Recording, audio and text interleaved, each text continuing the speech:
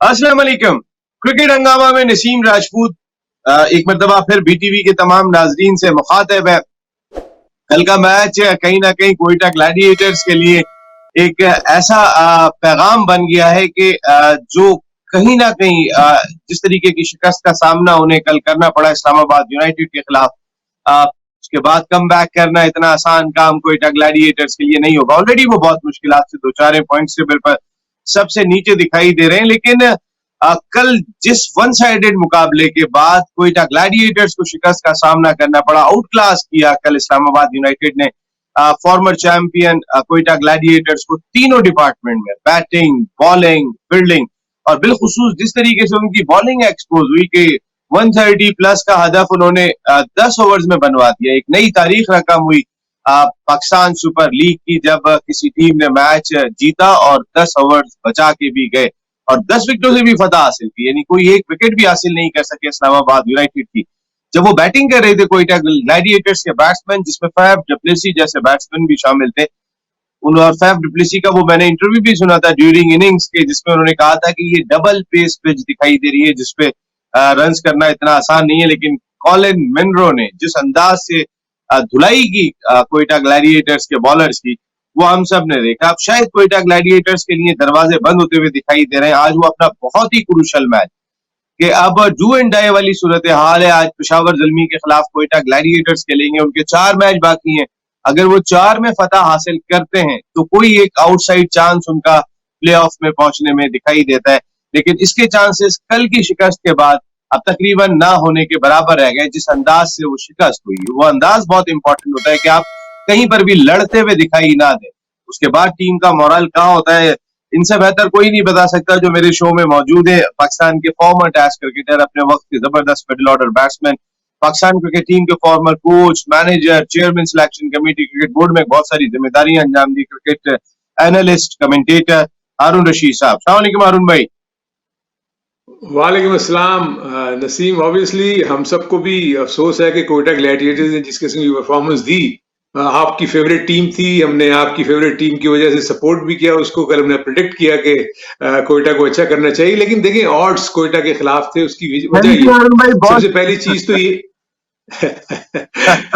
तो मैं इसलिए कहते हैं कि देखिए ऑड्स तो उनके खिलाफ इसलिए भी थे कि देखिए अगर हम टेक्टिकली भी देखें तो कोयटा अपना पहला मैच खेलने जा रहा था उन कंडीशंस में जो उनके लिए नई थी, वेयरएज इस्लामाबाद यूनाइटेड ऑलरेडी एक मैच वहां खेल चुकी थी। तो कंडीशंस का आइडिया इस्लामाबाद यूनाइटेड को बहुत ज्यादा था कि भाई किस तरीके से उन्होंने खेल को पेश करना है। दूसरी तरफ जो सरफराज के लिए बुरा पॉइंट हुआ वो टॉस का हारना था, क्योंकि ये एक्सपेक्टेड था कि एक नई पिच के ऊपर मैच हो रहा था, जो भी टॉस जीतेगा वो पहले दूसरी टीम को दावत देगा बैटिंग की। और जो डबल पेस पिच के शुरू में तो मैं नजर आया डेफिनेटली, क्योंकि मैं फील करता हूं कि इस्लामाबाद यूनाइटेड के फास्ट बॉलर्स ने बहुत ही सुपर बॉलिंग की। उन्होंने अपनी लाइन और लेंथ को इतना अच्छा मेंटेन किया और विद इन द स्टंप्स उन्होंने बॉलिंग की, और उस जो वेरिएबल बाउंस का जो फायदा उनके बॉलर्स ने उठाया वो कोयटा ग्लैडिएटर्स के बॉलर्स नहीं उठा सके। क्योंकि आप देखेंगे जिस तरह फैफ डुप्लेसी को इतनी मुश्किल में डाल के रखा, जितने और दूसरे बैट्समैन थे। बिल्कुल हारून भाई। और दूसरी तरफ नसीम, दूसरी तरफ एक चीज ये भी थी कि आप देखें कि प्रॉब्ली जो फॉरेन डोमिनेशन हमको नजर आती है वो कोयटा के पास जो प्लेयर्स थे वो इतने ज्यादा एज फार एज अगर हम फॉरेन उनको देखते हैं कि उनका इम्पैक्ट भी था, लेकिन वो इतने ज्यादा एक्सपीरियंस नहीं थे, इतने ज्यादा एक्सप्लोसिव नहीं थे जैसे कि मनरो ने दिखाया, जैसे कि ख्वाजा ने दिखाया। तो इस पॉइंट ऑफ व्यू से मैं फील करता हूं कि डेफिनेटली बहुत ज्यादा प्रेशर में होगी कोयटा। उसको चारों मैचेस जीतने के लिए, चारों मैचेस जीतने और अच्छी टीमों के मैचेस हैं जो ऑलरेडी बहुत ज्यादा मैचेस खेल चुकी हैं, क्योंकि अब जो कॉम्बिनेशन बनाने के पॉइंट ऑफ व्यू से पहला मैच हार चुकी है। रसल अवेलेबल है या नहीं है, तो क्या कोयटा ग्लैडिएटर्स के पास ऐसे रिप्लेसमेंट्स हैं जो उनके खिलाफ पुर कर लें? देखिए, आंद्रे रसल की खबर ये थी कि वो उन्हें हॉस्पिटल ले जाया गया था और उसके बाद वो वापस आ गए थे और क्लियर थी हर चीज। अब वो खेलते हैं या नहीं खेलते ये एक अलग सवाल है, लेकिन कहीं ना कहीं ऐसा लग रहा है कि जैसे कोयटा ग्लैडिएटर्स की मैनेजमेंट ये जो नया बंच है उसको प्रॉपर तौर पे मोटिवेट नहीं कर सकी हारून भाई इतने तगड़े मुकाबले के लिए। क्योंकि कहीं तो आप किसी लम्हे तो आप फाइट करते हुए दिखाई देते, किसी एक जगह पे तो आप चैलेंज करते हुए दिखाई देते, सिवाय मैच का पहला ओवर जिसमें 15 रन हासिल किए थे कोयटा ग्लैडिएटर्स ने। आप बाकी मैच के जो दीगर ओवर्स खेले गए थे 29, उसमें टोटल डोमिनेशन हमें दिखाई दी इस्लामाबाद यूनाइटेड की। एक ओवर सिर्फ कोयटा ग्लैडिएटर का था, 29 ओवर, यानी ये 40 ओवर होते हैं दोनों टीमों के, तो 30 ओवर का तो मैच था। 29 ओवर में डोमिनेशन इस्लामाबाद यूनाइटेड की थी। हाँ, इसमें तो नसीम कोई शक नहीं है। और मैं आपको बताऊं कि एज ए यूनिट जब जब मैं कोयटा ग्लैडिएटर्स की टीम को देखता हूं तो ऑब्वियसली एज एन ऑपोजिशन, अगर मैं ऑपोजिशन का कोई भी मेंबर हूं, प्लेयर हूं या कोच हूं या मैनेजर हूं, सो हम पेपर पे देख के भी अंदाजा लगाते हैं कि अगली टीम में बहुत ज्यादा डेप्थ नहीं है। देखें, as far as batting is concerned, जिन दो के ऊपर आप डिपेंड कर रहे थे, फैफ पे और रसल पे, देखें जब उनको आपने मजबूर कर दिया कि वो अपना फ्री गेम ना खेल सके, तो बाकी जो प्लेयर्स हैं, देखें मुझे ये कहते हुए बड़ा मतलब अजीब सा लग रहा है कि जो हमारे पाकिस्तानी बैट्समैन, चाहे उस्मान खान हो चाहे वो आजम खान हो, इनका फुटवर्क तो हमें नजर ही नहीं आता। आप सिर्फ बैट को बस बॉल की लाइन में मिला के खेलने वाले प्लेयर हैं। आपको अंदाजा नहीं होता कि किस तरीके का जो फुटवर्क है कितनी इंपॉर्टेंट होता है, कि अगर आपने कोई इम्प्रोवाइज करना है या आपने टीम के स्कोर को तेजी से बढ़ाना है, तो मुझे वो चीज तो नजर नहीं आई। दूसरा, Sarfaraz Ahmed under tremendous pressure. देखिए, उसको हर किस्म का प्रेशर है। एक, वो पाकिस्तान की टीम से बाहर है, पाकिस्तान की टीम के कैप्टेंसी उससे ले ली गई है। दूसरा, कोयटा ग्लैडिएटर्स में आने के बाद उसको ये फिक्र होती है कि मैंने कोयटा की टीम को क्या ऐसी चीज करूंगा मैं जिताऊं। कल वो मुझे बिल्कुल बेबस नजर आ रहे थे जब फील्ड में थे, क्योंकि उनके मुताबिक वो चीजें हो नहीं रही थी। दूसरी तरफ अगर आप दोनों का फर्क देखें, इस्लामाबाद यूनाइटेड की बॉलिंग का और कोयटा ग्लैडिएटर्स की बॉलिंग का, तो आप देखें कोयटा ग्लैडिएटर्स के बॉलर ने दोनों तरफ बॉलिंग की है और आगे बॉलिंग की है। वेयरएज ये पिच ऐसी थी जिसको थोड़ा सा पीछे से आप जब बॉल करते थे तो वहां वेरिएबल बाउंस था। वहां से कोई गेंद ऊपर आ जाता था, कोई गेंद नीचे रह जाती थी। इन्होंने तो मोस्टली हाफ वॉलीज किए, जो किसी भी किस्म की सरफेस के ऊपर रन बनाने के लिए आसानी होती है, जो भी गेंद आगे मिले। फिर वो ऑफ स्टंप के बाहर आप बॉल कर रहे हैं, फिर वो लेग स्टंप के बाहर बॉल कर रहे हैं। तो ऐसी सिचुएशन में आप देखें ना, क्या एक कैप्टन या फील्डर्स क्या कर सकते हैं। प्लस एक मुश्किल चांस आया, उसको भी आपने अवेल नहीं किया, लेकिन उस वक्त तक तो बहुत देर हो चुकी थी। तो overall I think Islamabad United ने डोमिनेट किया, और कोयटा ग्लैडिएटर्स को तो बैठ के अब सोचना पड़ेगा कि वो किस तरीके से एक ऐसा कॉम्बिनेशन बनाए जो आने वाली टीमें, देखें मुश्किल टीमें हैं। अब आप पिशावर ज़ल्मी कोई आसान टीम नहीं है, उनके पास एक्सपीरियंस है और वो एक थोड़ा सा क्लोज मैच आ रहे हैं, तो मे बी उनका कॉन्फिडेंस ज्यादा है। प्लस उनको भी जीतना बहुत जरूरी है, तो इसलिए ये अब जो आगे के मैचेस कोयटा ग्लैडिएटर्स के लिए बहुत मुश्किल का सामान मुझे पेश करते हुए नजर आ रहे हैं।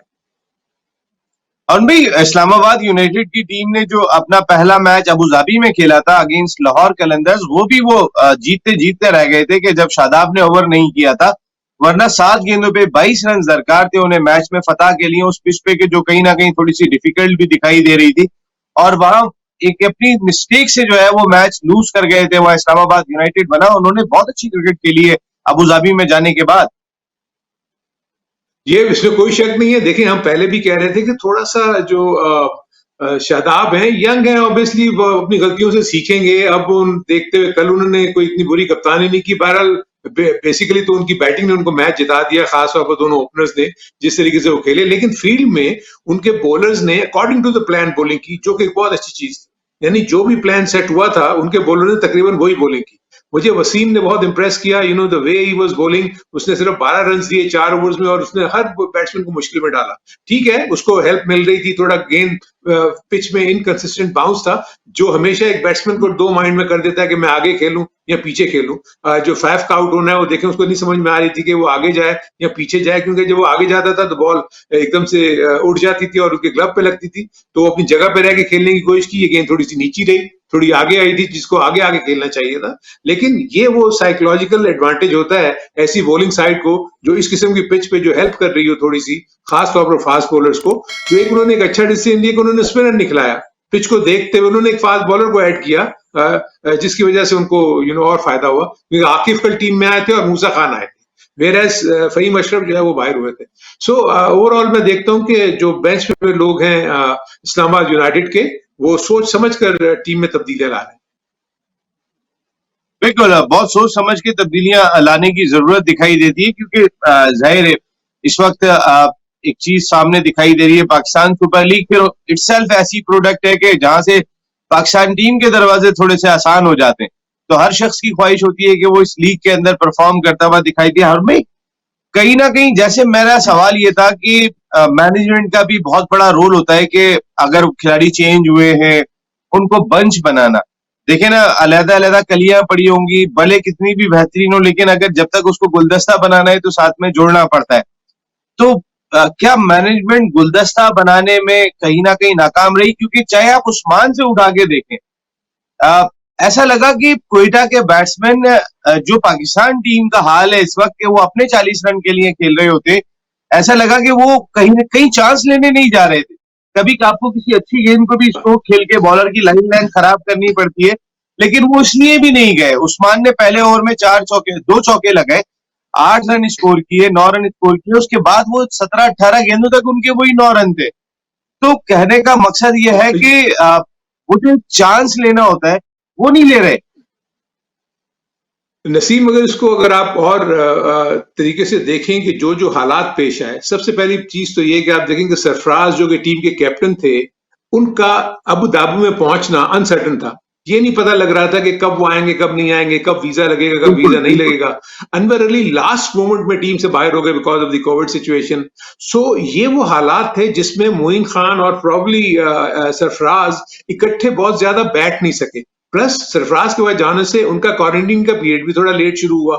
जब वो लेट शुरू हुए तो आपस में तो इंटरेक्शन सिवाय फोन पे या थ्रू इंटरनेट ही हो सकती थी। तो जो आप बात करें ना कि दूसरी टीमों को जो एडवांटेज था कि वो एज ए ग्रुप अपना ज्यादा वक्त उन्होंने इकट्ठा गुजारा, क्योंकि उनका क्वारंटीन पीरियड एक साथ खत्म हुआ और उन्होंने एक साथ बैठ के जो भी प्लानिंग की होगी वो की होगी। वेयर एज कोयटा ग्लैडिएटर्स ये सारी चीजें नहीं कर सकी। बट हैविंग सेड दैट, दोनों के दोनों बहुत ही एक्सपीरियंस कैंपेनर हैं, चाहे वो मोइन खान हो चाहे वो सरफराज हो।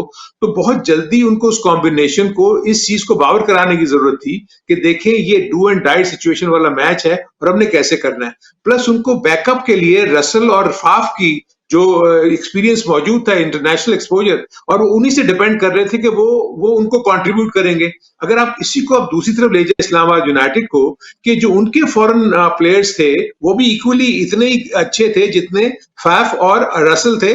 क्योंकि अगर आप दूसरी तरफ देखें तो मनरो ने और ख्वाजा ने जिस तरीके से बैटिंग की है, उन्होंने अपनी टीम को बेहतरीन किस्म का प्लेटफॉर्म परफॉर्म करके और एक हिस्ट्री क्रिएट कर दी। वेयर एज रसल और फाफ अपना वो कंट्रीब्यूशन नहीं दे सके जिसको एक्सपेक्ट कर रही थी कोयटा की टीम कि ये हमारे लिए एक मेन कंट्रीब्यूटर साबित होंगे। और भी, लेकिन अभी एक चीज देखें तो फिर मेन रोल हमें फॉरनर्स का ही लग रहा है। अगर आप वेदरलैंड की बात करें तो वो कोयटा ग्लैडिएटर्स के टॉप स्कोरर थे। यहाँ से भी उस्मान ख्वाजा और कॉलिन मनरो मुख्तलिफ क्रिकेट खेलते हुए दिखाई दिए। हमारे खिलाड़ी शायद कहीं ना कहीं इस एहसास के साथ पाकिस्तान सुपर लीग में खेल रहे होते हैं कि मेरा सिलेक्शन पाकिस्तान क्रिकेट टीम में हो जाएगा, मेरे रन काउंट करेंगे। लेकिन मेरे ख्याल थिंक टैंक को ये जरूर देखना चाहिए कि किस सिचुएशन में, किस माहौल में और किस दिल के साथ जो है वो खिलाड़ी ने परफॉर्म किया है, वो किस कंडीशन में था और उसकी परफॉर्मेंस का लेवल क्या था। और मैं एक छोटा सा ब्रेक ले लेते हैं प्रोग्राम में। एक प्रोग्राम में ब्रेक ले रहे हैं। ब्रेक के बाद जब वापस आएंगे तो हारून भाई से जरा बात करेंगे कि आजम खान जिनका सिलेक्शन पाकिस्तान क्रिकेट टीम में हुआ है, वो क्या कुछ दबाव में दिखाई दिए हारून भाई को। इसके साथ साथ नसीम शाह अगर टीम में नहीं थे और आंद्रे रसल की जगह नए कानून के तहत नसीम शाह को शामिल किया गया था, तो एक ऐसा शख्स जो टीम में नहीं था उसको पहला ओवर देना बेहतर था। ब्रेक के बाद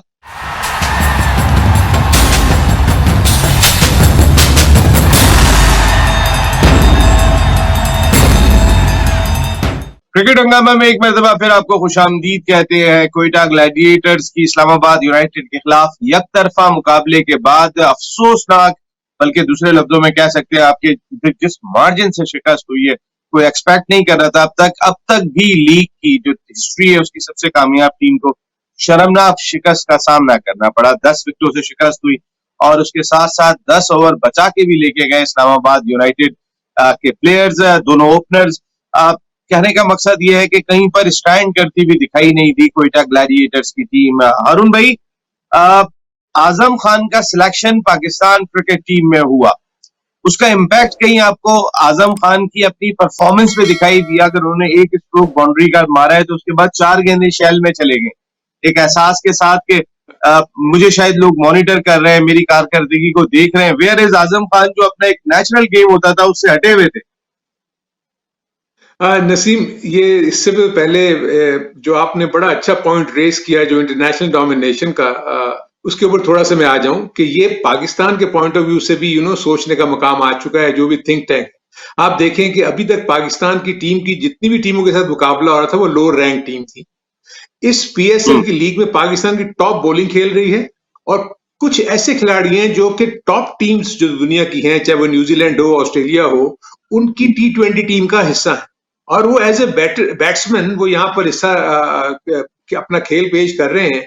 और कल जिस तरीके से मनरो ने और उस्मान ख्वाजा ने आपके बॉलर्स को, जिसमें हसनैन शामिल थे जो कि पाकिस्तान की टीम में शामिल हैं, और हमने जाहिद के मुतालिक बहुत बातें की हैं कि जी जाहिद जो है और नसीम शाह जो है ये पाकिस्तान के फ्यूचर के प्रोस्पेक्ट रखते हैं और इनको क्यों नहीं खिलाया जाता। कोई जिस तरीके से उनको ट्रीट किया, तो पाकिस्तान को अपने आने वाले मुकाबलों में इस चीज का बिल्कुल अपने ज़हन में रखना चाहिए कि अब जब वो जाएंगे T20 की कंपटीशन में फ्यूचर में, तो अब उनका मुकाबला जिम्बाब्वे से या और लोअर रैंक टीम से नहीं होगा, टॉप टीम के साथ होगा। तो उनको ये सामना करना पड़ेगा जो कल हमने देखा इस्लामाबाद यूनाइटेड की तरफ। अब आते हैं जो आपने अभी सवाल किया आजम खान के मुतालिक। देखिए, ये नेचुरल सी चीज होती है कि जब आप पाकिस्तान टीम में शामिल नहीं होते और एज ए प्लेयर अपनी फर्स्ट क्लास क्रिकेट में, अपनी ये शॉर्टर लीग्स में और आपकी पीएसएल में या आप और दूसरी लीग्स में जब खेल रहे होते हैं या डोमेस्टिक टूर्नामेंट खेल रहे होते हैं, तो आपके ऊपर ये प्रेशर नहीं होता कि आप पाकिस्तान की टीम का हिस्सा हो या पाकिस्तान टीम में जब चले जाओगे तो क्या होगा। रियल सेंस में आपको एहसास उस वक्त होता है जब आप पाकिस्तान की टीम में जाते हैं। जैसे ही आप जाते हैं तो एक्सपेक्टेशंस बढ़ जाती हैं, जैसे कि ये तो बहुत अच्छा करेगा और ये सारी चीजें करेगा। तो कल जो मुझे थोड़ा सा नजर आया आजम खान में, वो बहुत ही ज्यादा प्रेशर में थे। देखिए, हम पहले से ही कह रहे हैं कि अभी बहुत जल्दी हम बहुत ज्यादा प्लेयर्स को पाकिस्तान की टीम में डाल रहे हैं। देखिए, कल जो सबसे बड़ा नुकसान अगर देखें, मैं इसकी बैटिंग को तो हटा देता हूँ कि आजम के पास दो चीजें हैं। जहां वो हिट मारता है जो ग्राउंड से बाहर जाती है, जहां वो हिट मारता है तो वो कोई ना कोई फील्डर उसको कैच कर लेता है। बीच में जो पोजीशन है सिंगल टेकिंग और डबल लेना, जो कि बहुत इंपॉर्टेंट है इस शॉर्टर वर्जन में, उसमें अभी आजम की इतनी एबिलिटी नहीं है कि वो बॉल को नच करके इधर से एक रन ले ले या अपना इम्प्रोवाइज करके गेंद को यहाँ ले जाए, बिकॉज वो टोटल डिपेंड करता है अपनी पावर हिटिंग के ऊपर। पावर हिटर्स जो होते हैं वो 2 से 4 ओवर्स में आपको अच्छा स्ट्राइक रेट के साथ वो कुछ रन्स बनाने में कामयाब हो जाते हैं। लेकिन वो हर मैच में ऐसा नहीं होगा, वो किसी एक आध मैच में होगा और आपको मैच अगर वो मैच विनिंग कंट्रीब्यूशन में तब्दील हो गया तो हो गया। सो मेरे नजदीक तो आजम के ऊपर बहुत ज्यादा प्रेशर मुझे नजर आ रहा है, और उसका प्रेशर वो दिखा भी रहा है, क्योंकि वो ये दिखाना चाहता है कि मैं पाकिस्तान की टीम में आ गया हूं तो मैं किस तरीके से अपनी टीम को मैं कामयाबी दिला सकता हूं। कल उन्होंने बहुत ही स्लो स्टार्ट लिया और बाद में उन्होंने कुछ हिटें भी मारी, लेकिन उसके बाद आप देखें कि जो जैसे ही वो एक्सपीरियंस बॉलर आया उसको उन्होंने एक हिट तो मार ली, लेकिन उसकी अगली बॉल पे ही आउट हो गए। अगर देखें आप इसको आजम को। सो ये वो चीजें हैं जो है कि एक्सपीरियंस बॉलिंग जब आपके सामने आएगी तो आपको हर तरीके से टेस्ट करेगी, जैसे कल आजम टेस्ट हुए। फिर सबसे बड़ी चीज हारून भाई ये कि आपने अगर एक हिट लगाई है, उसके बाद जैसे आपका पॉइंट कि भाई आप अगर सिंगल नहीं करोगे या डबल नहीं करोगे या गैप में नहीं खेलोगे और आप 3 गेंदें हाथों में खेल के डॉट बॉल खेल जाओगे, तो वो जो छक्के की वजह से आपने कोई साइकोलॉजिकल एडवांटेज हासिल किया होगा, वो आपका उल्टा प्रेशर में डेवलप हो गया कि आप एक रन नहीं निकाल पा रहे। उन 3 बॉलर डॉट बॉलों ने इम्पैक्ट जो नॉन स्ट्राइकर एंड पे खड़ा हुआ बैट्समैन होता है उसमें भी डाल देता है। एग्जैक्टली बिल्कुल सही नसीम, यही तो वो चीजें हैं। क्योंकि होता ही है कि अगर आपके 6 बॉलें हैं, 6 बॉल में अगर पहली या दूसरी बॉल में छक्का मार लिया तो बाकी 4 बॉलों पे 4 सिंगल भी बनते हैं तो 10 रन बनते हैं। तो इसलिए कोशिश तो यही होती है कि आपकी कोई बॉल जाया ना हो। देखिए, T20 में डॉट बॉल का मतलब यह है कि प्रेशर जो है वो नॉन स्ट्राइकर एंड पे और आपकी टीम के ऊपर आता है, क्योंकि इस वक्त तो आपने रन्स को बनाना है ताकि आपके जो है ये तो अगर आप 7 run and over 6 run and over अगर आप एक्सपेक्ट करते हो कि वो आप डिफेंड कर लोगे तो ये तो कहीं भी मुमकिन नहीं है। यहाँ तो 10-10 रन जो है वो आपके नहीं सेव होते। आपने देखेंगे 16 रन बना दिया आखिरी ओवर में जो इस्लामाबाद यूनाइटेड मैच हारी थी। सो ये चीजें। दूसरी तरफ आप देखें जो आजम के लिए प्रॉब्लम होगी, आप देखेंगे कल आजम से कैच भी छूट गया मिड विकेट पे। सो जब वो ड्रेसिंग रूम में जाएगा, पाकिस्तान की टीम के माहौल की मैं बात कर रहा हूं, तो जिस किस्म का उसको वहां ड्रेसिंग रूम में सामना करना पड़ेगा उन खतरनाक नजरों का, गुस्से वाली नजरों का, तो उससे तो बेचारा यंगस्टर और ज्यादा नीचे गिरता है। सो मेरे अपने नजदीक आई wish him all the best. मुझे ये नहीं है कि उसमें ऐसा नजर नहीं आता कि वो उसमें टैलेंट नहीं है, ये सारी चीजें नहीं है, बट मेरी हमेशा से ये होती है कि टैलेंट जब तक परफॉर्मेंस के साथ सामने ना आए, उस वक्त तक आपको बहुत ज्यादा तवक्कुआत नहीं रखनी चाहिए। अब होगा क्या कि उसको 4 से 5 इनिंग, अब तो मुझे लगता है कि ये इसको कब मौका देगा, ये भी देखने वाली बात है। आपकी ये जो अगली जो 2 सीरीज है बड़ी इंपॉर्टेंट है, अगर शुरू से उसको मौका मिल गया तो कुछ मैचेस उसको मिल सकते हैं जिसमें वो बता सके। अगर आप उसको लेट स्टेजेस के ऊपर, जब आपके टूर जब आपका हो सकता है खराब हो जाए या अच्छा भी हो जाए, तो आप किसी आखिरी 1-2 मैचेस में उनको चांस देंगे, अगर वो अच्छा ना कर सका तो अगेन क्वेश्चन हो जाएगा कि इसको रहना चाहिए या नहीं रहना चाहिए। पाकिस्तान की जो जो मुझे जो प्रिपरेशन के पॉइंट ऑफ व्यू से नजर आ रहा है, पाकिस्तान अभी बहुत ज्यादा पीछे है, जबकि दूसरी तमाम टीमें ऐसी जगह पे खड़ी हैं कि उनको पता है कि उनका जो स्क्वाड है वर्ल्ड कप के लिए वो क्या होगा। पाकिस्तान वाहिद प्रॉब्ली मुझे टीम नजर आती है जिसको नहीं पता कि उसका इस वक्त फाइनल पाकिस्तान का T20 के वर्ल्ड कप में वो क्या होगा। So Azam, I wish him best, I the best, लेकिन मुझे लगता है कि प्रेशर बहुत ज्यादा होगा उसके ऊपर। बिल्कुल, प्रेशर बहुत ज्यादा होगा और आजम के पास ये 4 मैचेस हैं जहां पे वो प्रूव करके उस प्रेशर को खुद ही खत्म कर सकते हैं। कोई बाहर से आके खत्म नहीं करेगा कि जब आप पाकिस्तान टीम के साथ इंग्लैंड और वेस्ट इंडीज के टूर पे ट्रेवल करें तो आपके बैक के ऊपर एतमाद मौजूद हो कि मैंने टीम में सिलेक्शन के बाद भी कुछ ऐसा परफॉर्म किया हुआ था कि जिसकी वजह से मेरे सिलेक्शन जो है वो सही हुआ था। क्योंकि अभी तो ये साबित करना है इन 4 मैचों में कि इनका सिलेक्शन सही साबित हुआ है या नहीं हुआ है। ये भी एक प्रेशर कहीं ना कहीं आजम खान के ऊपर मौजूद होगा। दूसरी जानिब नए कवानीन के तहत आंद्रे रसल के गेंद लग गई थी और आंद्रे रसल को हॉस्पिटल ले जाना पड़ा था, तो रिप्लेसमेंट के तौर पे नसीम शाह ग्राउंड में आए थे। नसीम शाह से पहला ही ओवर कराना उस खिलाड़ी से कि जो 11 रुकनी टीम में नहीं बनना पा रहा था अपनी जगह, आपने अपने मेन बॉलर्स को रोक के नसीम शाह को ओवर दिया जिसके पहले ही ओवर में 19 रन पड़ गए। क्या सरफराज का ये फैसला सही था?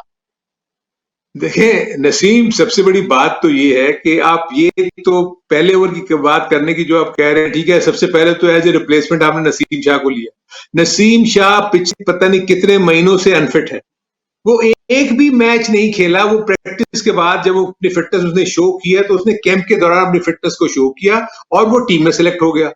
अब द थिंग इज के और वो बहुत ज्यादा लोगों ने इतनी हाई होप्स उसके साथ की हुई है। देखें, एक तो इस हमारे मुल्क में जो प्रॉब्लम आ गया है, हमारी जो इस वक्त जो टीम मैनेजमेंट है, जो थिंक टैंक है, वो समझता है कि एक से ज्यादा बॉल करने वाला जो है ना बॉलर, वो तो बहुत ही सुपर बॉलर है, उसको तो रखना ही रखना है टीम में, चाहे वो हसनैन हो, चाहे वो नसीम शाह हो, चाहे अरे भाई, आपके स्पीड के साथ जब तक एक्यूरेसी नहीं होगी, जब तक आपको आर्ट ऑफ बॉलिंग नहीं आएगा, जब तक आपको बैट्समैन को रीड करना नहीं आएगा, आप कैसे उसको ये कह सकते हैं कि ये बहुत अच्छा है। और यही चीज आप नसीम शाह को देखें, एक शख्स इंजरी से उठ के आ रहा है, कोई मैच नहीं उसने पीछे खेले हुए, आपने आते ही सबसे पहले इस होप पे कि यार ये बहुत टैलेंटेड है, बहुत पोटेंशियल है, हमारे फ्यूचर का स्टार यही है, तो इसी को बॉलिंग दे दें। देखिए, आपके पास हसनैन भी मौजूद थे, आपके पास और दूसरे बॉलर्स भी मौजूद थे, आप स्पिनर से भी स्टार्ट दे सकते थे। बट एनीवे, ये तो सरफराज जो कैप्टन होता है ऑन द स्पॉट वही सारे डिसीजन लेता है, और जो टीम मैनेजमेंट है वो मिलकर एक स्ट्रेटेजी बनाती है। बट द थिंग इज, आपने तो पहले 2 ओवर में ही खत्म कर दिया ना। आप देखें, एक ओवर में आपने 19 रन दिए, अब 2 ओवर में जाहिद ने 36 रन दे दिए। सो द थिंग इज के आपको तो दूसरे बैट्समैन जो इस्लामाबाद यूनाइटेड के थे, आपको तो पहले ओवर से ही आपको बैकफुट पे ले गए वो, और आप में इतनी अहलियत नहीं थी कि उस प्रेशर को बर्दाश्त करके कुछ अच्छी बॉलिंग करके एग्रेशन तो ये होती है कि आपने देखे ना, आप मैं उसको थोड़ा सा रिवर्स ले जाता हूँ, मूसा खान की तरफ देखें। मूसा को 2 छक्के मारे रसल ने, और उसके फौरन बाद देखे ना, उसने गेयर चेंज किया, बाउंसर किया, उसको बॉल हेल्पमेंट में मारी और उसके बाद उसकी विकेट भी ले ली। सो दिस इज हाउ आप अपनी गेम को चेंज करते हैं कि अगर आपको ये मार रहा है तो आपके पास भी तो कोई हरबा होना चाहिए ना कि अपने बैट्समैन को जवाब दे सके कि भाई आपने मुझे 2 चौके मारे हैं, तो मेरे पास ये बाउंसर भी है, मेरे पास ये यॉर्कर भी है, मेरे पास ये स्लो डिलीवरी भी है। सो इस किस्म की तो कोई चीज नजर नहीं आई। तो ये वो वजह थी जिससे सरफराज बिल्कुल बेबस हो गए, क्योंकि बॉलर्स जो थे वो उस तरीके से बॉल नहीं कर रहे थे जो उन्होंने प्लान किया होगा। और उसके सामने चाहे वो नसीम शाह होते या चाहे कोई और अगर बॉलिंग भी कर रहा होता, उसके साथ भी यही सलूक करना था इन बैट्समैन ने। और भाई, मैं नसीम शाह की स्पेसिफिक बात करता हूं। जिस वक्त नसीम शाह, हारिस रऊफ, हसनैन, शाहीन शाह अफरीदी, ये 4 बॉलर दिखाई दे रहे थे। तो एक डिस्कस हो रहा था पाकिस्तान में कि 4 ऐसे पेस वाले बॉलर पाकिस्तान को मिल गए, अब इनको ग्रूम करना है, अब इनको तैयार करना है। नसीम शाह का स्टार्ट था समथिंग अराउंड 150 155, वो इस पेस से कर रहे थे। नाउ ही बैक टू 125 130, इतना बड़ा पेस का फर्क पड़ गया। आप आपके पास जिस वक्त आप पाकिस्तान क्रिकेट बोर्ड में हुआ करते थे, उस वक्त भी नेशनल जो हमारी क्रिकेट एकेडमी थी, उस वक्त ये हाई परफॉर्मेंस सेंटर नहीं होता था। उस वक्त नसीम शाह को भेजा गया था कि अपनी बॉलिंग का, क्योंकि खासकर उनकी इंजरी प्रॉब्लम, उनका रनअप जिस तरीके का है, कहते हैं कि वो इंजरी प्रोन है। तो उस लिहाज से मुझे जरा थोड़ा सा आप बताइएगा कि क्या काम हुआ था नसीम शाह के ऊपर कि वो 150 155 से 125 पे आ गए। इसमें वकार यूनुस का अपना कितना कसूर दिखाई देता है? देखिए, सबसे पहली चीज तो ये है कि उसके एक्शन के, उसके बॉलिंग रनअप के ऊपर और उसका जो डिलीवरी एक्शन था उसके ऊपर बहुत ज्यादा बात हो रही थी। देखिए, आप देखेंगे अभी इतने शॉर्ट करियर में अगर आप उठा के देखें तो नसीम शाह कितनी मर्तबा अनफिट हुए और अच्छे अच्छे लंबे पीरियड के लिए वो टीम से बाहर भी हुए। इतनी यंग एज में अगर इतनी ज्यादा इंजरीज आपको आ चुकी हैं, तो अगर आपने 150 से स्टार्ट किया हुआ था, तो जिस आप बॉलिंग रनअप के साथ बॉलिंग कर रहे थे, जिस बॉलिंग एक्शन के साथ आप बॉलिंग कर रहे थे, जब भी आप उसमें चेंजेस लेकर आएंगे तो आपकी स्पीड लामहला कम होगी, जैसे कि हमको नजर आया।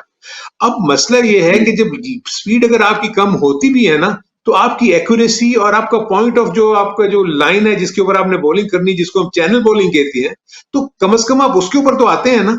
जो ये सारी सिचुएशन में मुझे नजर ये आ रहा है कि अब भी जो थिंक टैंक है या जो कोचेस हैं वो उसको यही कह रहे हैं कि तुमने सिर्फ तेज बॉलिंग करनी है, बस दैट्स इट, तेज बॉलिंग करनी है। यार, तेज बॉलिंग के साथ आप मुझे बताएंगे वकार यूनुस क्या सिर्फ तेज बॉलिंग से आउट करते थे? क्या वसीम अकरम सिर्फ तेज बॉलिंग से आउट करते थे? आप देखेंगे उनकी एक्यूरेसी तो देखें, उनका रिवर्स स्विंग देखें, उनकी यॉर्कर की जो देखें। आप एक ओवर में 3 बॉलें आप ऑफ स्टंप पे करते हैं, 3 बॉलें आप लेग स्टंप पे करते हैं, तो इसका मतलब है कि आप में कंट्रोल ही नहीं है ना आपको अपनी बॉलिंग पे। सो जो इन कोचेस काम करना है वो इस पे करना है। यहाँ सिर्फ यही कहते हैं कि 2 चीजें नजर आ रही है मुझे कि किस तरह टीम में आना है। एक तो आप तेज बॉलिंग करें या आप हिटे मार सकें, बाउंड्री क्लियर करें। ये 2 क्राइटेरिया मुझे नजर आ रहे हैं इस वक्त पाकिस्तान टीम की सिलेक्शन में। अगर यही क्राइटेरिया के साथ इन्होंने आगे टीमें सिलेक्ट करनी है, तो आई एम सॉरी, मुझे तो पाकिस्तान की क्रिकेट का जो फ्यूचर की जो परफॉर्मेंस है, मुझे तो बहुत ज्यादा मुश्किल में नजर आ रही है। अगर आपने ये 2 एलिमेंट सामने रखे हुए हैं कि असद 140 से ज्यादा बॉलिंग करता है, 150 पे बॉलिंग करता है, नसीम शाह 150 पे बॉलिंग करता है, इनको टीम में होना चाहिए, या आजम खान हिटे मारता है या आसिफ अली हिटे मारता है, इसको हमें टीम में रखना चाहिए, तो आई एम सॉरी, क्योंकि इनमें ना तो बैट्समैन में नजर आती है, ना मुझे बॉलिंग की एबिलिटी नजर आती है इन बॉलर्स में, सिवाय इसके यहाँ जी तेज है। तो में फर्क आया हुआ है, आपकी एक्यूरेसी नहीं है, आपके पीछे मैचेस नहीं लगे हुए। देखिए, आप जब भी कभी बॉलिंग के एक्शन को चेंज करते हैं, जो अगर आपने चेंज किया नसीम शाह का, तो फिर वो सीजन में जाए ना, उस पूरे सीजन में आपको ये प्रूव करके दे कि इस बॉलिंग एक्शन के साथ मेरे साथ ये अब कामयाबियां लग गई हैं, मैंने बॉलिंग में इतनी इतनी विकेटें ले ली है फर्स्ट क्लास क्रिकेट में। उसके बाद आप उसको कहें हाँ जी अब आप तैयार हो गए, आइए अब हम आपको पाकिस्तान की टीम में लेके जाते हैं। अब आप नेट से ही जो है सीधा सीधा आप उसको इंजरी के बाद पाकिस्तान की टीम में ले जाते हो या किसी ऐसी फ्रेंचाइज की टीम में ले जाते हो जो मेरे अपने नजदीक यानी मेरे क्राइटेरिया के मुताबिक ऐसे नहीं है। बाकी अगर ये लोग समझते हैं कि ये ठीक कर रहे हैं तो वेल एंड गुड, क्योंकि रिजल्ट्स तो आपको नजर आ रहे हैं। पाकिस्तान टीम हार तो नहीं रही, पाकिस्तान टीम जीत रही है और आगे भी हो सकता है इसी तरह कामयाबियां से बैठे। तो जो इन्होंने अपना प्लान किया हुआ है उसके मुताबिक तो इस वक्त ये ठीक परफॉर्म कर रहे हैं। अरुण भाई, जीत किसके खिलाफ रही है, ये एक बहुत बड़ा सवाल दिखाई देता है कि साउथ अफ्रीका की बी टीम थी या जिम्बाब्वे से जीत रहे हैं, तो फिर क्या ये जीत है या अपने मुल्क के अंदर आप जिम्बाब्वे से जीत गए, यहाँ पर भी आपको एक ओडीआई में शिकस्त का सामना करना पड़ा था, या फिर आप जो है वो श्रीलंका से अपने मुल्क में जीत गए, उनकी भी बी और सी टीम यहाँ पर आई हुई थी। तो ओवरऑल देखते हैं अगर इस जीत पे आपका इत्मीनान है तो आप अल्लाह हाफिज है पाकिस्तान क्रिकेट का। और आपके जो दोनों पॉइंट है बहुत वैलिड है कि अगर हम 4 छक्के मारने के बाद हमारी सिलेक्शन का क्राइटेरिया है या 140 150 की तेज गेंद करने वाला हमारा क्राइटेरिया है, तो फिर तो उसमें जो एक स्किल्स की रिक्वायरमेंट है वो तो बहुत शिद्दत से फिर कमी भी दिखाई दे रही होती है। 150 से गेंद करना जो है वो कोई फन नहीं है, 150 के साथ कंट्रोल से गेंद करना, जगह पे गेंद करना, वो ज्यादा बड़ा फन है जो हमने वकार और वसीम अकरम को करते हुए देखा था या शोएब अख्तर को करते हुए देखा था। मकसद है कि एक जगह पे गेंद करते हुए दिखाई देते थे। मोहम्मद आसिफ की या मोहम्मद आमिर की गेंद बहुत तेज नहीं हुआ करती थी, लेकिन वो जगह पे और पेनिट्रेट किया करती थी, जिसकी वजह से वो आउट किया करते थे। ये चीज सीखना होगी हमारे बॉलर्स को, और एटलीस्ट हमारे थिंक टैंक को इस जानिब जरूर देखना होगा। और मैं एक ब्रेक ले लेता हूँ, ब्रेक के बाद जब वापस आते हैं तो जरा पेशावर जल्मी के कॉम्बिनेशन पर भी बात करेंगे, और अगर कोयटा ग्लैडिएटर्स कोई चेंज कर सकती है अपने लाइनअप में तो फिर क्या होनी चाहिए, क्या नसीम शाह को डालें टीम में? ब्रेक के बाद बात करते हैं।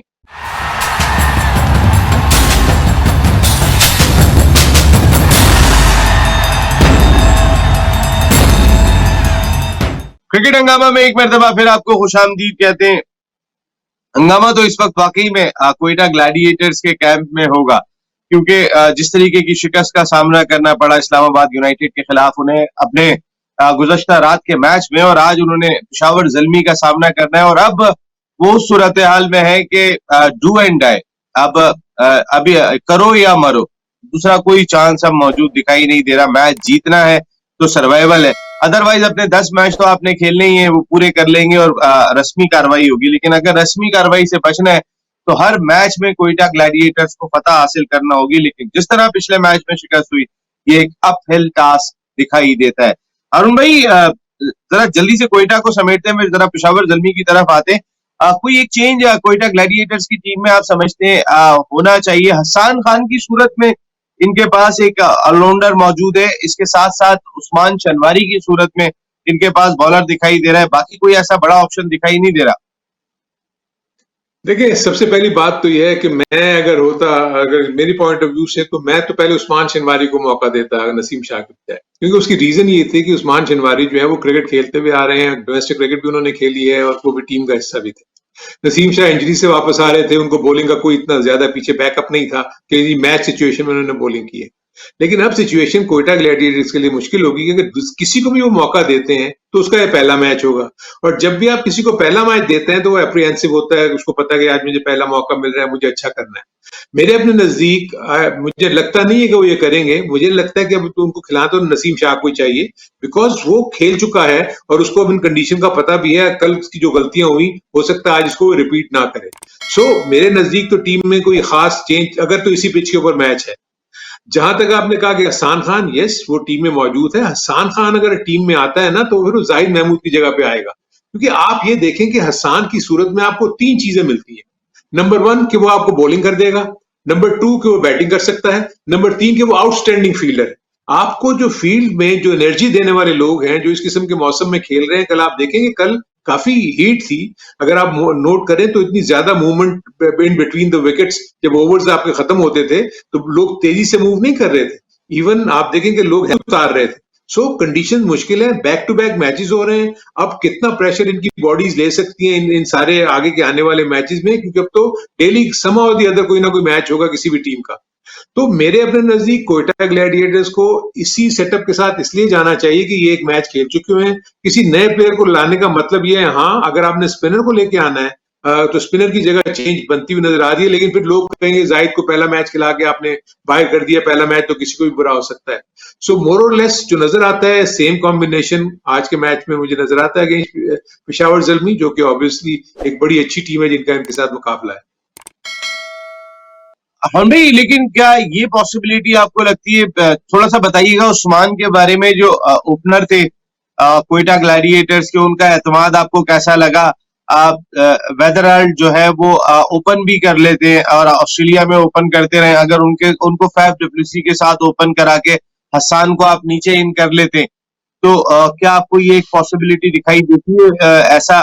उस्मान को कैसा लगे आपको? सबसे पहले तो उससे मिला के बताइएगा। देखिए, सबसे पहली बात तो कि उस्मान का मुझे कोई खास फुटवर्क नजर नहीं आया। देखिए, T20 में इतना फुटवर्क काउंट नहीं करता, मैं मानता हूं, क्योंकि उन्होंने एक आध अच्छी इनिंग खेल दी है तो जेहन में लोगों के वही है कि जी इसने एक इनिंग अच्छी खेली भी है तो हमें इसी को कंटिन्यू करना चाहिए। अगर आप जो चेंजेस की बात कर रहे हो तो इनफैक्ट जिसको भी आप चेंज करेंगे तो किसी ना किसी को तो ओपन करना पड़ेगा ना। अगर आप नीचे मिडिल ऑर्डर को कहे के उसको ओपन ला के करवा देंगे तो एक किस्म का नया कॉम्बिनेशन ही हो जाएगा। मैं तो ज्यादा मुझे इम्प्रेस, हाँ और भाई वेदरहाल्ड ओपनर ऑस्ट्रेलियन जो कल नीचे वन डाउन खेल थे वो ओपनर है। हाँ तो आप उनको ठीक है, मैं समझ रहा हूँ ओपनर है, खिला सकते हैं। हाँ देखिए, वो तो मैं मानता हूँ ये हो जाएगा, लेकिन आप मुझे ये बताएं ना कि क्या हसन खान की पीछे इतनी परफॉर्मेंसेस लगी हुई हैं कि हम उसको अगर प्रेफर कर रहे हैं उस्मान पे, जिसने एक 80 रन की इनिंग खेल के अपने आप को मनवाया हुआ है, और वो अगर एक आध इनिंग में अच्छा नहीं खेला तो हम कह देंगे उसको निकाल दें। फुटवर्क का इशू तो प्रॉब्ली आई थिंक हसन थोड़ा सा मुझे कॉम्पैक्ट बैट्समैन नजर आता है। एक आध मैच में उसने कोयटा ग्लैडिएटर को मैच भी जिताया था अच्छी हिटिंग करके। So maybe it depends, changes अगर वो करना चाहते हैं तो जैसे आप कह रहे हो कि वेदरॉल जो है वो अगर ओपन कर सकता है तो वो ओपन आ जाए, लेकिन फिर हसन नंबर 3 तो नहीं आएगा ना। हसन तो बेसिकली है नीचे लेटर ऑर्डर बैट्समैन है, वो तो आएगा नीचे 7 या 8 पे।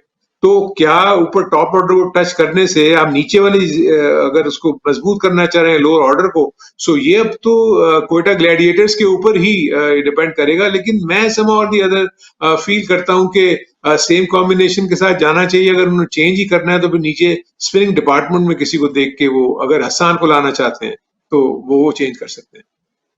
बिल्कुल ठीक है। इनका तो खैर कोई डिपार्टमेंट इस तक सुलझा हुआ दिखाई नहीं दे रहा, उलझने बहुत दिखाई दे रही हैं, लेकिन पिशावर जल्मी का भी अगर टॉप ऑर्डर आप देखते हैं तो फिर उलझा हुआ दिखाई दे रहा है। वहां पर भी अगर शुएब मलिक की आप एक इनिंग हटा दें तो फिर लाहौर कलंदर्स के खिलाफ बड़े मार्जिन से शिकस्त का सामना करना पड़ जाता पिशावर जल्मी की टीम को, जो आज कोयटा ग्लैडिएटर्स के खिलाफ खेलेगी। हैदर अली और कामरान अकमल से ओपन कराने का प्लान किया था पिशावर जल्मी ने। वेयर इज जिस तरह की पिचेज है अभी, इमामुल हक की सूरत में एक इनके पास ओपनिंग बैट्समैन मौजूद है जो थोड़ी अपनी बारी को कैरी भी करते हैं, लेकिन शायद इंजमामुल हक इस वजह से डरे हुए कि मैंने भतीजे को खिलाया तो शोर मच जाएगा, मैंने तो अभी अभी ज्वाइन किया है एज ए मेंटोर पिशावर जल्मी को। ऐसा तो नहीं अरुण भाई? हाँ, हो सकता है, यू आर राइट इन अ वे। लेकिन क्योंकि इस वक्त क्योंकि सबसे ज्यादा जो फोकस था वो यही था कि हैदर अली क्योंकि बहुत ज्यादा हिटें मारते हैं और वो खुल के खेलते हैं तो उनको ही मौका देना चाहिए, यही रीजन बना होगा उनको मौका देने का। क्योंकि मैं ये भी जानता हूँ कि वो अपनी जितनी भी अभी तक इनिंग्स खेले हैं पाकिस्तान के लिए उसमें भी इतना ज्यादा उन्होंने कन्विंस नहीं किया। मैं मानता हूं उनको ऊपर नहीं भेजा, उनको नीचे मिडिल ऑर्डर में बैटिंग करवाई गई। लेकिन जहां तक अगर आप पेशावर जल्मी की बात करते हैं, आप देखेंगे पेशावर जल्मी ने अपने 2 काउंट में पिछले मैच में हारे। एक वक्त में उन्होंने 20 रन पे 4 खिलाड़ी आउट कर लिए थे। उसके बाद अगर लाहौर कलंदर्स 170 रन कर जाती है तो ये कहीं ना कहीं कि पेशावर जल्मी की बॉलिंग की वीकनेस नजर आई और कप्तानी की वीकनेस नजर आई। दूसरी तरफ अगर आप देखें कि जब वो बैटिंग करने पे आए तो तमाम का तमाम डिपेंड उन्होंने किया शुएब मलिक के ऊपर। अगर शुएब मलिक वो इनिंग ना खेलते तो इतना करीब ना पहुंचते। सो कॉम्बिनेशन उनका इतना बुरा मुझे नजर नहीं आ रहा, सिर्फ उनको सही मानों में चैनलाइज करने वाली बात है। मैं नहीं अभी फील करता कि इतनी जल्दी वो हैदर अली को चेंज करके और इमाम को ला के खिलाना शुरू कर दें। एक मैच उन्होंने खेला है, उनकी टीम ने बुरी परफॉर्मेंस नहीं दी, ठीक है करीब आके वो हार गए, लेकिन उनके बहुत सारे पॉजिटिव्स थे उस हार में भी। सो मेरे अपने नजदीक वो इसी कॉम्बिनेशन के साथ जाएं तो उनके लिए ज्यादा बेहतर होगा। हाँ, अगर कोई अनफिट या कोई इंजरी का प्रॉब्लम है, कोई ऐसी चीज है, तब तो आप चेंज कर सकते हैं। बट मैं ये फील करता हूँ कि हैदर अली को 1-2 मौके और मिलने चाहिए ताकि पाकिस्तान के थिंक टैंक को भी पता लगे कि हैदर अली जो है वो कहां पर खड़े हैं। कामरान अकमल एरा अब कुछ थोड़ा डिक्लाइन की जानिब है, एज महसूस कर रहे हैं आप, कुछ स्पार्क में कमी महसूस कर रहे हैं? नसीम, ये बहुत मुश्किल है कि आप अपने आप को सेल्फ असेस करें और इस बात को ये माने कि हाँ जी अब मुझ में डिक्लाइन शुरू हो गया है। क्योंकि अभी तक देखें Roger Federer at the age of 40 भी यही समझ रहा है कि मैं इस वक्त टॉप का प्लेयर हूँ, वो विंबलडन खेलने जा रहा है कि इस होप पे कि वो जीत जाएगा। लेकिन दूसरी तरफ यंगस्टर्स बहुत आगे निकल चुके हैं। सो कामरान नो डाउट बहुत जबरदस्त कंट्रीब्यूशन है उसकी। अभी अगर आप देखें तो with the passage of time उसमें वो तेजी ना विकेट कीपिंग में नजर आ रही है। अब आप बैटिंग में भी देखें कि अगर डोमेस्टिक क्रिकेट भी अगर आप देख लेते हैं तो इस दफा कोई बहुत ज्यादा आउटस्टैंडिंग परफॉर्मेंस नहीं की है कामरान अकमल ने। अगर तो मुझे नहीं पता कि पेशावर ज़ल्मी के पास as a second wicket keeper उनके पास क्या ऑप्शन मौजूद है क्या नहीं है। बट क्योंकि ये अब ऐसा टूर्नामेंट में ऐसे मकाम पे है कि पेशावर ज़ल्मी को अपने पॉइंट्स भी बरकरार रखने हैं और इसके लिए वो एक एक्सपीरियंस प्लेयर को खोना भी नहीं चाहेंगे कि किसी को मौका दे दें। सो कामरान अकमल तो मुझे लगता है ये सीजन जो है यानी जो पेशावर ज़ल्मी का कामरान अकमल को तो वो भी प्रेफर करेंगे ओवर दी अदर्स, क्योंकि वो एक्सपेक्ट करते हैं किसी वक्त भी एक अच्छी इनिंग ये खेल के फॉर्म में वापस आ सकते हैं। बिल्कुल, कामरान अकमल ज़ाहिर और फिर जो उनका ट्रैक रिकॉर्ड पीछे दिखाई दे रहे वो बहुत ही तगड़ा दिखाई देता है। हरुण भाई, एक आखिरी सवाल आपसे यह है कि वहाब रियाज और शुएब मलिक दो ऐसे प्लेयर्स हैं कि जिनके बारे में बात हो रही थी they should be in world T20 lineup, लेकिन इवन ऑस्ट्रेलिया, इंग्लैंड और वेस्ट इंडीज के टूर में भी जो है वो उनको सिलेक्ट नहीं किया गया। और भाई वो जो एक ये ड्यू है, ये कितना इंपॉर्टेंट है पेशावर जल्मी के लिए, क्योंकि इनका फोकस टोटली डिफरेंट है, फ्रेंचाइज परफॉर्मेंस से कहीं ऊपर दिखाई देता है, because they want to come back in Pakistan cricket team, और खेलना चाहते हैं वो वर्ल्ड T20। दोनों ने इस ख्वाहिश का भी इजहार किया है, लेकिन जो उनके मामला टीम मैनेजमेंट के साथ रहे, अगर कोई एक खिलाड़ी 100% कारकर्दगी दिखा के आता है, इन्हें 120% कारकर्दगी दिखाना पड़ेगी। बिल्कुल, इसमें तो कोई शक नहीं है। दूसरी चीज़ ये है कि देखें, ये तो पेशावर ज़ल्मी के लिए एक बहुत ही बड़ा प्लस पॉइंट है कि उनके पास 2 ऐसे प्लेयर्स मौजूद हैं, वहाब और शुएब मलिक, जो पाकिस्तान टीम में आना चाहते हैं। पाकिस्तान टीम में आने का मतलब ये है कि वो यहाँ अच्छी परफॉर्मेंस करेंगे और कन्विंस करेंगे पाकिस्तानी सिलेक्टर्स को कि जी हम अभी देखें इस काबिल हैं। तो इसलिए ये तो बड़ा प्लस पॉइंट है पेशावर ज़ल्मी के लिए कि ये दोनों प्लेयर्स ऑल आउट जाएंगे कि वो इस तरह की कारकर्दगी दिखाएं कि ना सिर्फ ये कि पेशावर ज़ल्मी जीते, बल्कि उनकी इंडिविजुअल परफॉर्मेंस उनको यानी सिलेक्टर्स को मजबूर कर दे कि वो पाकिस्तान टीम में उनको लाने के मुतालिक सोचें। ये और बात है कि पाकिस्तान सिलेक्टर्स और टीम मैनेजमेंट या थिंक टैंक जो है वो क्या सोच रहा है, क्योंकि मेरे नजदीक ये दोनों तो पाकिस्तान की फ्यूचर स्कीम ऑफ थिंग्स में ना तो मुझे सिलेक्शन कमेटी के माइंड में नजर आते हैं, ना मुझे टीम मैनेजमेंट के पॉइंट ऑफ व्यू से नजर आते हैं। तो इसलिए अगर ये बहुत ही आउटस्टैंडिंग परफॉर्मेंस यहाँ देंगे, तब ये थोड़ा सा उनको मजबूर करेंगे कि देखो आप हमें इग्नोर नहीं कर सकते। तो इसलिए ये पेशावर ज़ल्मी के लिए बड़ा अच्छा है कि ये दोनों प्लेयर मौजूद हैं और वो अच्छा करके भी दिखाना चाहते हैं। शुएब मलिक ने एक अच्छी इनिंग खेल के दिखाया। ऑब्वियसली बैट तक था कि वो बहुत ही डीप के अंदर खड़े हुए थे और वो हिट विकेट हो गए पिछले मैच में। इसमें वो कंटिन्यू करने की कोशिश करेंगे अपनी अच्छी फॉर्म को, और वहाब रियाज कोशिश करेंगे कि जो पिछले 3 ओवर का उन्होंने स्पेल किया था पिछले मैच में बहुत आउटस्टैंडिंग था, आखिरी ओवर में आगे उन्होंने 17-18 रन दे दिए। तो ये किस तरह उनको ठीक करना है, किस तरह नहीं करना, ये चीजें हमें अगले मैचेस में नजर आएंगी जो कि ये दोनों प्लेयर्स करेंगे। कल तो हम दोनों कोयटा ग्लैडिएटर्स के साथ थे, आज आप क्यों कोयटा ग्लैडिएटर्स के साथ हैं? आज तो नहीं हूं मैं, आज तो नहीं हूं कोयटा ग्लैडिएटर के साथ। कल तो मैंने कहा आपको चलो थोड़ा सा ढारस दे दूं, मैंने कह दिया। I think as a better unit मुझे नजर आता है Peshawar Zalmi. It's not that कि कोयटा ग्लैडिएटर, मैं वैसे दोनों की टीम का मुवाजना कर रहा था, तो मुझे in terms of experience, in terms of the combination जो कि 11 खेल रहे हैं, उसमें एक स्ट्रांग नजर आती है पेपर पे पेशावर ज़ल्मी। लेकिन इसका मतलब ये नहीं कि कोयटा ग्लैडिएटर्स जो है मुकाबला नहीं कर सकती। ऑब्वियसली जो गलतियां, जो खामियां नजर आई हैं पिछले मैच में, अगर कोयटा ग्लैडिएटर्स उसमें बेहतरी ले आती है और वो 160-170 रन के ऊपर अगर वो पहली बैटिंग करते हैं, तो मैं समझता हूं कि वो फाइट बैक कर सकते हैं। हाँ, अगर वो सेकंड बैटिंग करेंगे तो उनको फिर रिस्ट्रिक्ट करना पड़ेगा 130-140 के ऊपर पेशावर ज़ल्मी को, अगर वो समझते हैं कि इसको मैच को जीतना है। सो दोनों सूरतों में दोनों टीमों के लिए इंपॉर्टेंट मैच इसलिए है कि पेशावर ज़ल्मी और नीचे नहीं आना चाहेगी, और कोयटा के लिए तो डू एंड डाई सिचुएशन है। अगर वो ये मैच नहीं जीते तो प्रॉब्ली वो टूर्नामेंट से ही बाहर हो जाएंगे, यानी टॉप 4 में नहीं आ सकेंगे। सो इस एंगल से तो ये मैच कोयटा के लिए बहुत ज्यादा अहमियत का हामिल है, और उनको ये जीतने की भरपूर कोशिश वो करेंगे भी और करनी भी चाहिए। आपकी टीम कौन सी है? पेशावर ज़ल्मी। तो अरुण भाई, आज आपका और मेरा मुकाबला हो गया। आज देखते हैं कि कोयटा ग्लैडिएटर्स जीतती है या पेशावर ज़ल्मी जीतती है। And thank you very much Arun भाई, बहुत बहुत शुक्रिया आपका। क्रिकेट हंगामा में इतना ही, और आज कोयटा ग्लैडिएटर्स और पेशावर ज़ल्मी के दरमियान मुकाबला है। एंड ऑफ द डे तो हमारा क्या होता है कि मेरी कोयटा ग्लैडिएटर्स है, किसी की कोई और टीम है, सबकी अपनी अपनी ओनरशिप है, क्योंकि ये लीग को हम ओन करते, ये हमारा अपना ब्रांड है पाकिस्तान सुपर लीग, और पूरे पाकिस्तान में लोग इसको ओन करते हैं। मेरी कोई टीम है, किसी की कोई टीम है, किसी को किसी से लगाव दिखाई देता है, कोई किसी को पसंद करता है, लेकिन कोई भी टीम जीतेगी, कोई भी टीम हारेगी।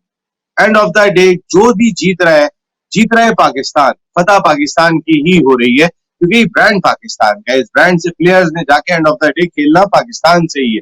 तो उस लिहाज से हम देखते हैं, तो फिर wish you a very good luck Quetta Gladiators. आपका जीतना इसलिए भी जरूरी दिखाई देता है कि इवेंट का एक चार्म है।